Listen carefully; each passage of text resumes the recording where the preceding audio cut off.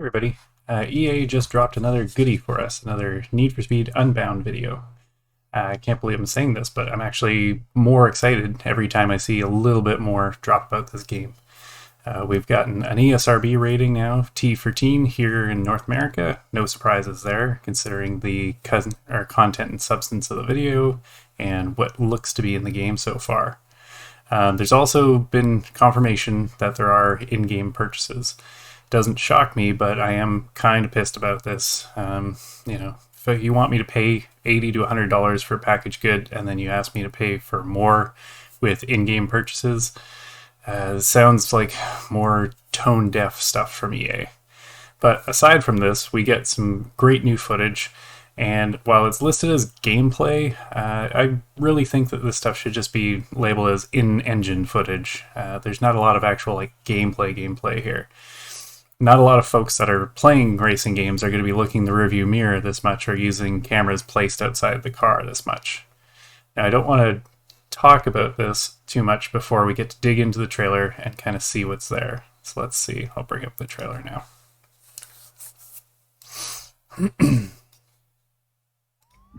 Alright, here we go. So right out of the gate, we get a Lotus Exige screaming through a gateway of what looks to be Chinatown. Alright, I'm just going to pause it right here. So we've got an elevated train, so it looks like, the city's got a little bit of Chicago inside of it. We can see that the pursuit vehicles are Dodge Charger police units. And we see right here, I've paused it right on, outdrive the cops. So, okay, and then there's going to be a little bit of chasing, a little bit of rubbing, and smash. Alright, now I'm just going to pause it again.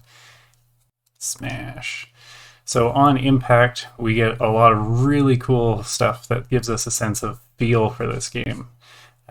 What we're seeing here, for aspiring designers, check out the feedback when the car actually impacts that roadblock. Now, realistically, in the real world, the Exige would have just been totaled, right? All the bodywork would have just been ruined, parts would have been smashed in, big injury, car is done. However, this lets us know we're back to full-on Need for Speed, pure arcade racing. Whoa. I need to pause that just one more time. We have what looks to be a pedestrian. Nobody tell any car manufacturers this, because the fact that there's a pedestrian in the game has traditionally been a huge red flag for these guys. Alright, and one more little pause here just to say, with the focus and love being showered upon their, I guess, Into the Spider-Verse art direction thus far, it's been fairly muted in this video, right? Like up until this point where the car comes around the corner, you get a little bit of smoke, you get a little bit of the tire effects, but there's nothing really in the world to indicate any of that stuff, and the stuff that's been on the cars here has been quite understated. So this is just the opposite of the visuals from the last trailer that we got. I am almost a little disappointed to not see, something more integrated into the cars and the surroundings. But maybe it's just turned down for this video. It's a little jarring, a little bit confusing for me to not see more of it. Paused it here on this car, and it looks like maybe like a Crown Vic wide body. It's pretty crazy looking. I do have some questions with the design of the body kit. It's cool, but there are some floaty bits in the rear there. It looks like the air jacks or fuel tank or whatever, but the kit itself looks very 80s to 90s DTM inspired. You got really cool color breaks and colorways on there. But the lighting in this shot is a little weird because all of that integrated chassis stuff that's within is kind of glowing white, right? Like it's not. The lighting is not being applied to the vehicle properly. Inside of there should all be in shadow, but I don't know, maybe they just really want to show it, so they've got this kind of like self-illumination level on there. For me, it looks a little bit broken. Alright, let's hit play again.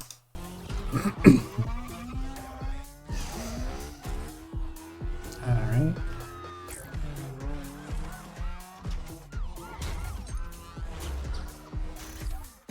Ooh, and what do we have here? We have a Mercedes Looks like C43 Cabrio. Yeah, interesting. I will say that the camera angle is not doing that car much in the way of favors. Okay, time is money. Okay, cool. So now we have a calendar, which is something I gotta say I'm a huge fan of, having like a calendar with planned events in the game, allowing your player to kind of strategize because they can see things coming up that they've got to kind of plan for, thinking about like balancing, you know, spending your money on mods, upgrades, new cars, that sort of stuff. I'm a huge fan of the Persona games, so I see calendars as a really great integrated system for the player. There's not a huge, you know, ton of surprises here. All right, now let's get back into the gameplay. Now in this shot, I can see there's that cool looking Mitsubishi Eclipse that we've already seen. There's a Datsun 240Z in the middle there. There's what looks to be the AMG G-Wagon, and it looks like an EK9 Type R on there. Really liking the variety in the car list. Really like to see Toyota kind of pull their heads out of their butts and get back into this game. I'm really not happy that they haven't bothered to play in this game. Just a little brief segue here. Don't forget, you know, we've reached another really cool milestone, so it'd be really great if you could like the video, subscribe to the channel, and share this around. We've had tons and tons of views, but I'd love to turn that into some extra subscribers, so please, please, please hit that up. All right, now I'm just gonna get back into the video. Characters look cool, they look fun, they're stylized. I love this way more than I have for the last few games. And while we're showing off the characters, we're getting into these cool side bets, right? So the side betting system is there. It adds just another level, right? Another little bit of flavor on top of the regular gameplay. Also, while you're seeing these characters, you see there's that Datsun there with kind of like a Bosuzuku style body kit. That's looking pretty cool. There's an EK9 Type R that has the ugliest wheels I've ever seen. Putting the pizza texture on those kind of 80s style fan wheels just looks awful. However, I will stand by and defend your right to build any car that you've ever wanted to, even if it is atrociously ugly. Also, the wheel fitment looks like it needs a little bit of adjustment. Some of them are clipping through the fender flares, which is not the greatest. Also, this game seems to have a deep love affair with Rocket Bunny style kind of over fenders and things. I do like them, but I feel like by the time I finish playing this game, I'm going to hate them because they'll be on everything. Ooh, this Mustang. Already, this Mustang is a little polarizing. I don't mind the art car parts of it. However, those wheels, ugh. The wheels look like they came out of a McDonald's drive-thru. They've got that yellow and red. I don't dig on the multi-piece with the bolts there in that color scheme with the blue brakes behind. I get it that they're trying to kind of stick to the car livery, but oof, it not a big fan. And another little pause here. Really do appreciate that they're going back to the well on some of this stuff. There's this 350Z here. It's covered in noise bomb graphics. I believe Gabe Frazera designed those back when we were on Need for Speed Pro Street. That's a really deep cut for them to be included in here. All right, let's get back to the trailer. Now, all in all, this delivers on a lot of fronts. It's showing off a lot of cool stuff. The car variety is good. There's sports and tuners and supercars and even, you know, the SUVs from Underground 2 on top of the car list. Customization here, it's pretty intense. We got lots of different liveries. We got lots of different body kits.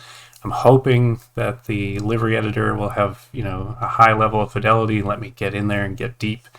I'm also hoping that every single car has a mixture of body kits available to it, and it's not just like one here, one there, or some that don't have any kits. You know, hoping that we get the depth that this trailer is looking to deliver here. The betting system and calendar system and the story all look to deliver, a solid experience rather than just roaming around in a vacant city looking for events. Open worlds can be boring if they're not done right, and it's hard in, especially the Need for Speed games. There's been a few that have been kind of dull.